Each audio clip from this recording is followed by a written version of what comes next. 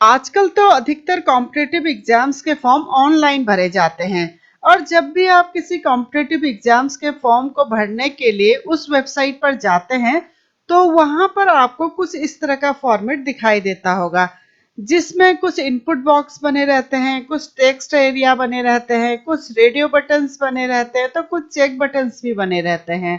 ऐसे ही लास्ट में सबमिट करने को भी आपको सबमिट बटन पर क्लिक करना होता है। तो एग्जाम्पल के तौर पर मैंने भी लगभग लगभग उसी तरह का एक फॉर्मेट यहाँ पर आप लोगों के लिए तैयार किया है। तो चलिए सीखते हैं इसको किस तरह बनाया जाता है। तो सबसे पहले हम बनाते हैं इनपुट बॉक्स। इनपुट बॉक्स क्या होते हैं? जब भी आप फॉर्म भरते हैं तो सबसे पहले आपका नाम पूछा जाता है और उसके आगे कुछ इस तरह का एक बॉक्स आपको मिलता है। इसी बॉक्स के अंदर आपको अपना नाम डालना पड़ता है। सपोज मेरे जो स्टूडेंट हैं उनका नाम है रमेश जोशी। कुछ भी आप लिख सकते हैं, जो आपका नाम होगा जाहिर सी बात है आप वही लिखेंगे। मैंने यहाँ पर एक कॉमन नेम लिख दिया है।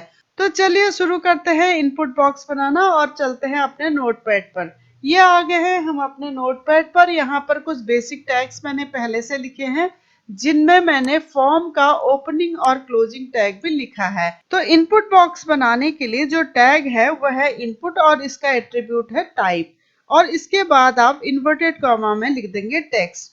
टेक्स्ट क्यों लिखेंगे? क्योंकि जो नेम होते हैं वो अधिकतर अल्फाबेट्स में होते हैं, यानी टेक्स्ट फॉर्मेट में ही होते हैं।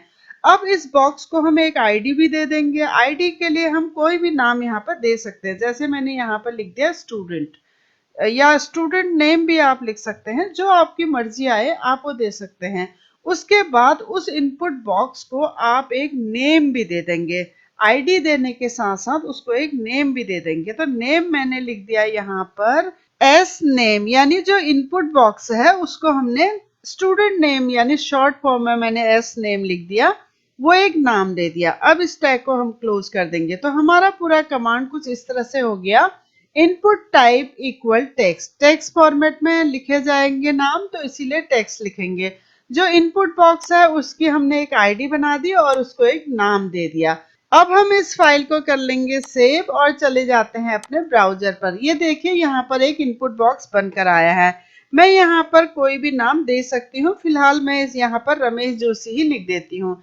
लेकिन यहाँ पर आप देख रहे होंगे कि ये बॉक्स जो है इनपुट बॉक्स है, किस चीज के लिए बना है आपको क्लियर समझ में नहीं आ रहा होगा, क्योंकि इससे पहले हमने ना तो स्टूडेंट नेम लिखा है ना फादर्स नेम लिखा है।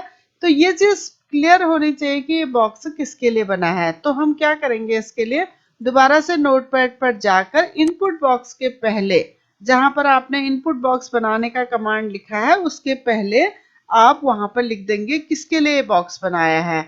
तो मैंने फिलहाल यहाँ पर लिख दिया स्टूडेंट नेम के लिए बॉक्स बनाया है। मैं फाइल को रिफ्रेश करके आपको दोबारा से दिखा देती हूँ। ये देखिए अब आपको क्लियर पता चल रहा है कि ये जो बॉक्स है ये स्टूडेंट नेम के लिए बना है।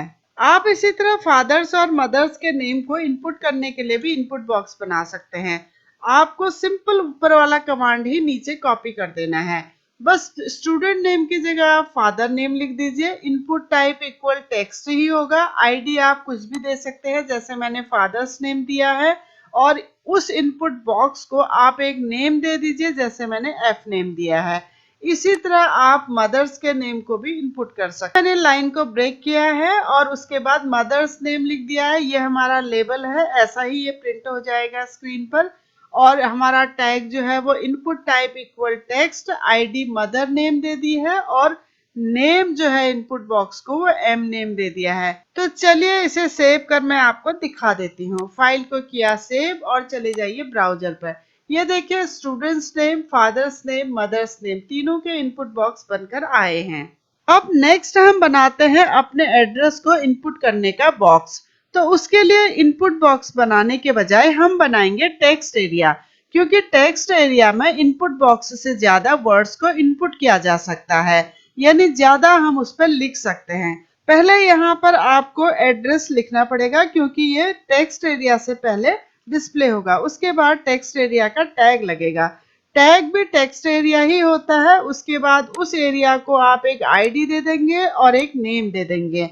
खास बात यह है कि आपने उस एरिया की हाइट और विड्थ दोनों सेट करनी है। इसीलिए यहाँ पर मैंने रो डिफाइन कर दी है 4 और कॉलम डिफाइन कर दी है 50, यानी इसकी हाइट और विड्थ दोनों सेट कर मैंने टेक्स्ट एरिया को भी क्लोज कर दिया है। अब फाइल को सेव कर आपको इसे दिखाती हूँ। फाइल सेव कर लिया, ये देखिए रिफ्रेश कर लिया तो ये एड्रेस जो मैंने पहले सिंपल लिखा था वो लिखा हुआ आया है, उसके बाद ये टेक्स्ट एरिया बना है। अब आप इसमें कुछ भी लिख दीजिए, जैसे मैंने इसमें लिख दिया न्यू दिल्ली और कोई नंबर डाल दिया। इसको मैं कॉपी पेस्ट कर देती हूँ।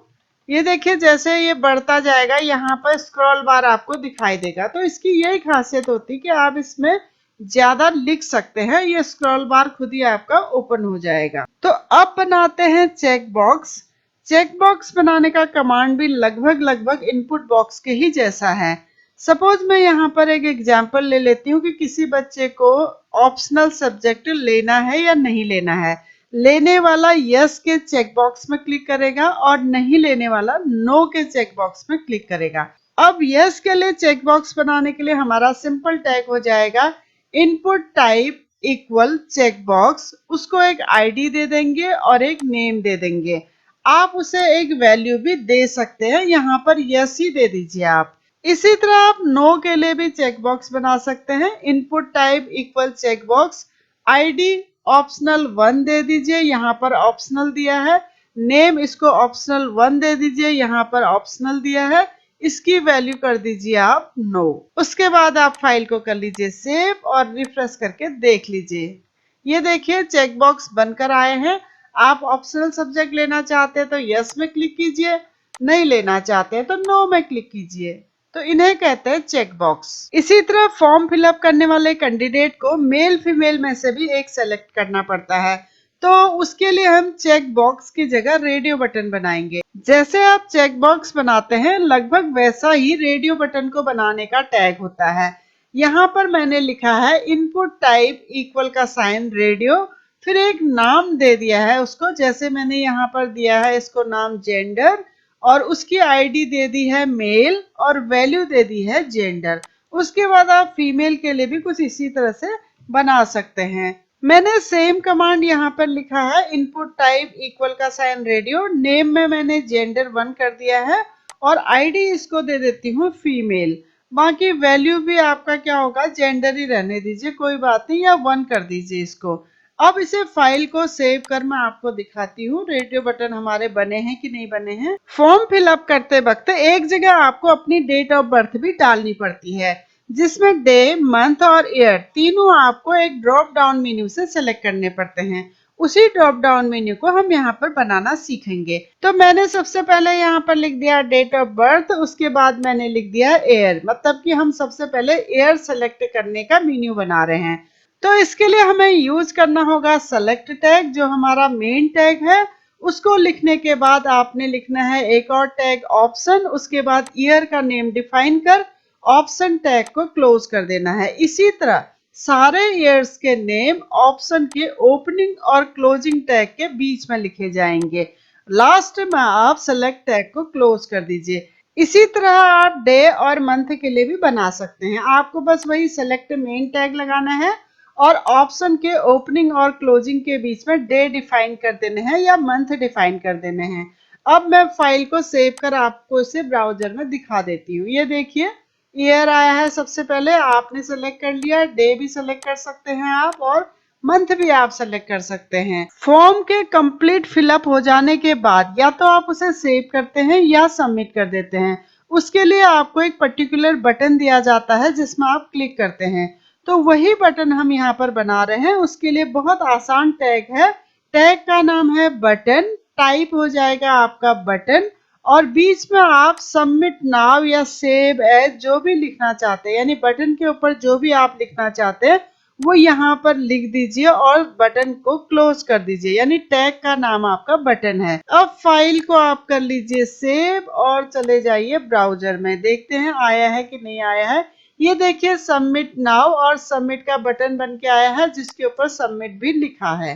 तो आज हमने input box, text area, check box, radio button, drop down menu और सिंपल बटन बनाना सीखा है। उम्मीद है ये आपको समझ में आए होंगे। इन्हीं कमांड्स के बारे में अगर आप और विस्तार पूर्वक पढ़ना चाहते हैं तो आप हमारी वेबसाइट keepinspiringme.in में विजिट कर सकते हैं। डिस्क्रिप्शन में मैंने इसका लिंक दे दिया है। अगर आपको यह वीडियो पसंद आया तो प्लीज चैनल को लाइक और सब्सक्राइब करना मत भूलना। Thank you.